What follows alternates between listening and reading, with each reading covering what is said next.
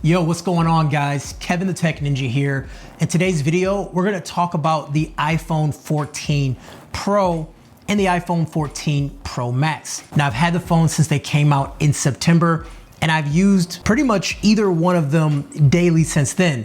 I have a lot of things to talk about. So if you're due for a new iPhone, in this video, I'm gonna answer the question, should you buy now or should you wait for the iPhone 15? So look, I'm a Pro Max user.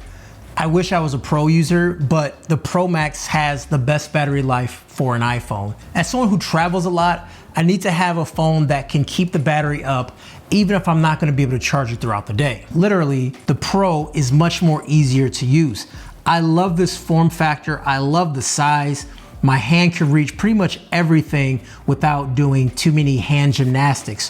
Whereas the Pro Max, it is much bigger, and getting to different parts of the phone is a lot harder for me to do. But when it comes to that battery life, that to me is the most important thing. And then also there is some advantages with having a larger screen. So playing a game, for example, it's a lot easier on a larger screen. And then if you do any type of content creation, obviously having a larger screen is easier to do those things. I know I just mentioned the battery life. I have some updates to battery life, and I'll talk about that a little bit later in the video, so make sure you stay tuned for that. So when we talk about the iPhone in the hand, it is just like any other iPhone if you've used one in the last few years. What did change, however, is the dynamic island. Now, for some reason, online in the Twitter sphere, there's been some dynamic island hate going around. But as someone who utilizes the dynamic island, I love it.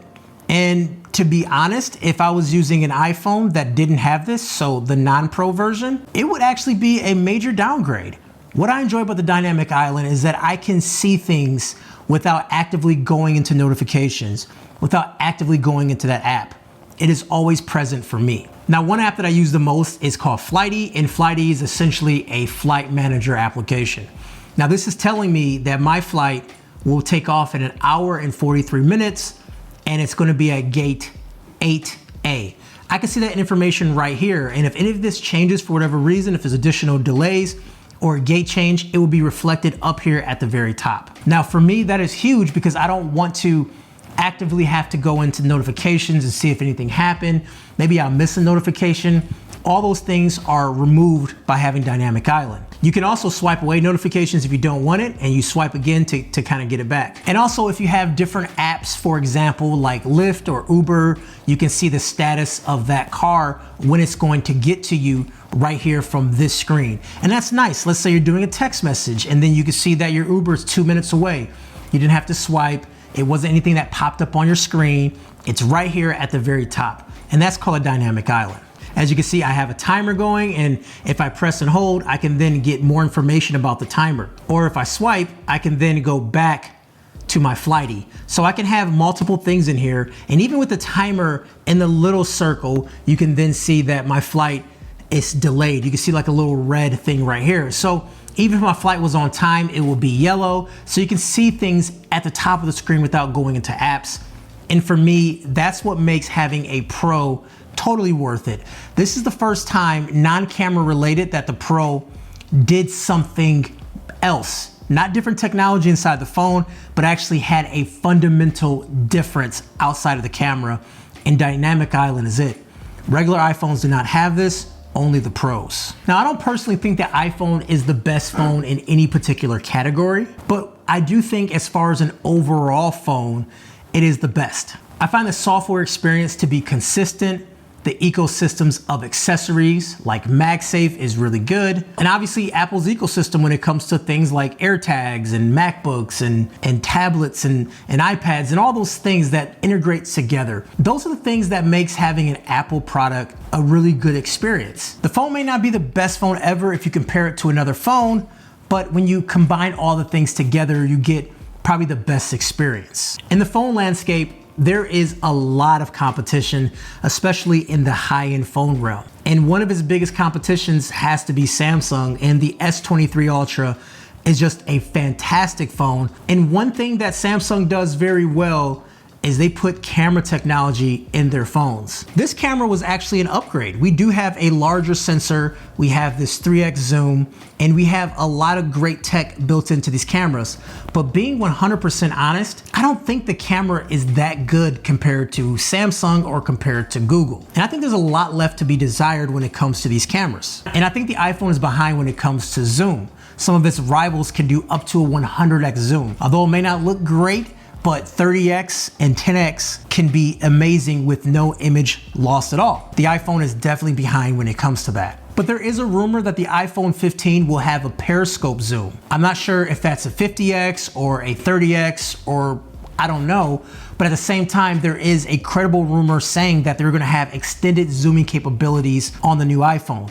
Most likely will be the iPhone Pro. So if you're into cameras, there might be another boost when it comes to the zoom levels, and that might be enough for you to wait and get the 15. But at the same time, from 13 to 14, the camera system, as far as the megapixels and as far as like shooting this Pro RAW, that's a new feature as well. So, you know, if you're coming from an iPhone, let's say 11, this will be a huge upgrade. But if you've waited this whole time for a phone, you can wait a few more months to potentially get a better zoom. But that is just if you're heavy into cameras and those things matter to you. I think when it comes to recording video on a phone, the iPhone is the best when it comes to all the features, HDR, you got the action camera, all those things are really good. I don't know what they can do differently on the 15 to make video that much better, but let me tell you on the 14, it is really, really good. But 13 Pro to 14 Pro, that's where the dynamic island came into play. Now, to enable the dynamic island and the always on display, as you can see, this phone is not unlocked. This is just my phone. This is how it looks. And then when I turn the screen off, I can still see this information. That is enabled by this type of screen. The iPhone 13 does not have this type of screen. So that is a big hardware feature that's difference between the 13 Pro and 14 Pro. And this right here is another thing that I love about the 14 Pro, having this display allowing you to see things without even unlocking the phone. The 14 has it as well, but when you have it in combination with the dynamic island, that right there is a great feature. Now, when it comes to performance, I don't think there's gonna be a significant difference between 14 and 15. Sure, it might have the newest chip inside. That is a given. But when it comes to like day-to-day usage, I have no problems with this phone when it comes to speed of anything I do. A faster chip may allow it to render videos faster, or if there's doing any type of LiDAR stuff and AR stuff, maybe that will work faster. But at the end of the day, these phones are very fast, and anything you throw at it, it would do it just fine. So if you're worried about performance, I don't think the 15 is gonna do anything for you on that side. Unless you have very specific use cases, I don't think the 14 and 15 are gonna be any different when it comes to speed. So when this phone first came out, I was using the Pro the whole time, and I was really enjoying using the Pro. Like the screen size to me is just so nice. I love having this screen, and just, I felt like it's big enough for me to do anything I wanted to do. Watching videos were fine, doing all those things that I wanna do on a phone was completely fine. But when it came to battery life, that is where I started to struggle, because the way I use my phone, I am a very heavy phone user. Obviously, I run this YouTube business and I get a lot of emails, and you know, sometimes I may not be on my computer, and I take a lot of pictures, a lot of videos, and sometimes I'll edit a quick video on my phone or whatever, and then upload it. So it takes a lot of horsepower. By the time it reaches 8 or 9 o'clock, I'm at 20%. And I typically stay up to 11 o'clock, so I do have to charge my phone right before bed, or my phone dies pretty much at bedtime, which is okay, but if I wanna go out, I'd have to charge my phone and things like that. And as I said earlier, I travel a lot, and being someone that travels, I need to have better battery life. So when I took this out of town, I struggled. I had a really tough time using this phone the way I wanted to use it when I was out of town and consistently using it.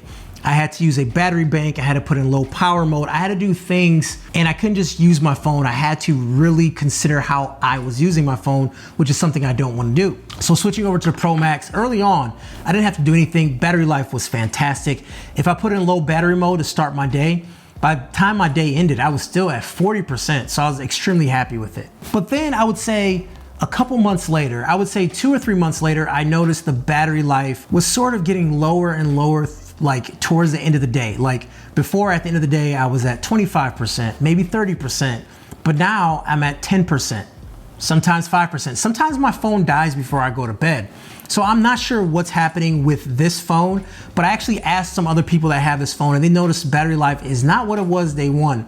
And we're only 6 months in. Now, there's a cool feature where you can actually check the battery health of your phone. And as you can see, maximum capacity is at 100%, but my battery life is not what it was before for whatever reason. It is definitely something I'm gonna continue to look at, but that is something that is concerning if you do plan to keep a phone for 2 or 3 years, if that battery life is gonna be how it was day one. I'm not sure if it's a software bug or it's just I have a rogue app or anything like that. I am not sure.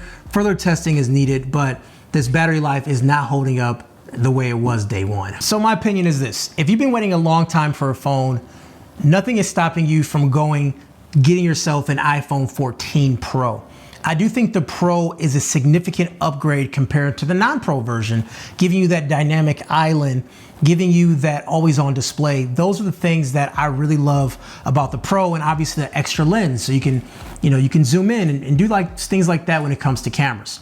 Now, if you're still really not sold on those type of features and that really doesn't matter to you, the iPhone 14 is a great phone, but I think moving forward, the dynamic island is gonna play a bigger role.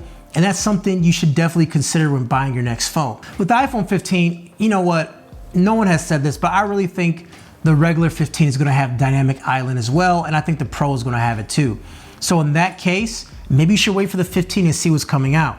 Now, if you're into taking photos or you think you could take advantage of extra zoom lenses and things like that, definitely wait for the 15.